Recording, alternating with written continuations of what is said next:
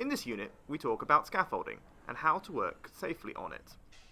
We have to carefully plan the work on scaffolding. What do I have to think about when I install a scaffold? A scaffold must stand on solid ground. If the scaffold has casters, you have to lock them. Please do not install the scaffold on soft or muddy ground.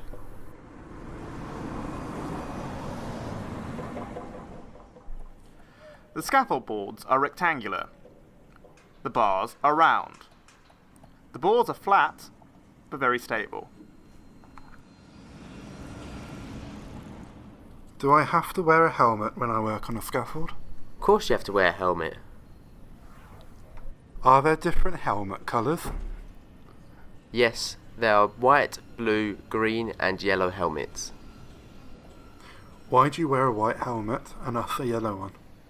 I wear a white one on so you can recognise me easier. Please take care when you put your helmet on.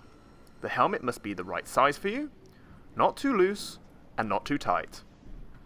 Besides helmets, there are more safety items that are part of your personal protective equipment. If you climb a scaffold, be careful not to fall down. Please wear a carabiner, a safety belt and a safety rope. This personal protective equipment can save your life. Before you climb on the scaffold, please wear your personal protective equipment. First, you'll have to buckle on the safety belt. Second, you'll have to check if this belt fits correctly. Third, you don't forget your helmet.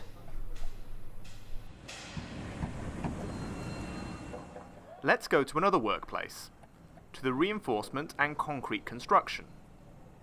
The aim is to bend different shapes with reinforcing steel. We are going to produce the following shapes. Firstly, a square. Secondly, a column in a circular shape. And thirdly, a column in a triangular or rectangular shape. Usually, with concrete, you can build any shape. How do you work with concrete? Often you take fresh concrete, which is viscous.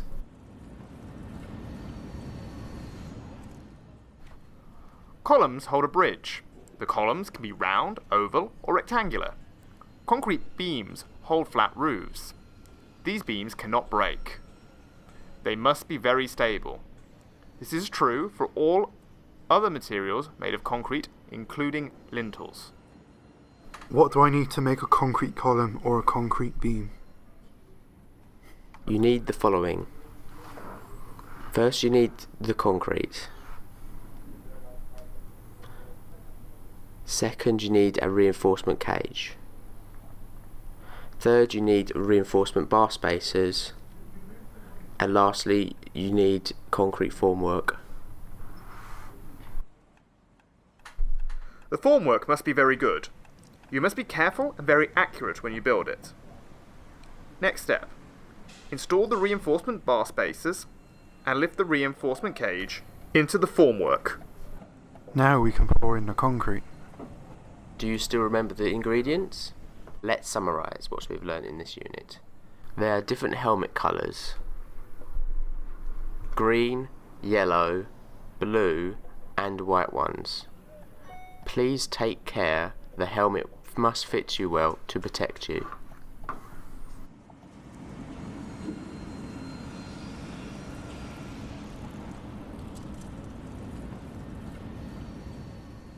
Concrete can be viscous or solid. When it is viscous, it must harden and it can take different shapes. Now we are standing at the scaffolding again. Please tell me what protective equipment you must wear on scaffolding. Okay, there is the safety rope and the safety belt, and I must not forget the helmet. But there's one part missing. Oh yes, a carabiner. Do you remember why we put a reinforcement cage into viscous concrete? Yes, so the concrete becomes more stable. Correct. You said stable. What do you have to keep in mind when you build it up a scaffold? So what ground is bad and what ground is good? A scaffold must stand on a solid ground. Muddy ground is bad. A solid ground like tarmac is good. Now we are back on our first site.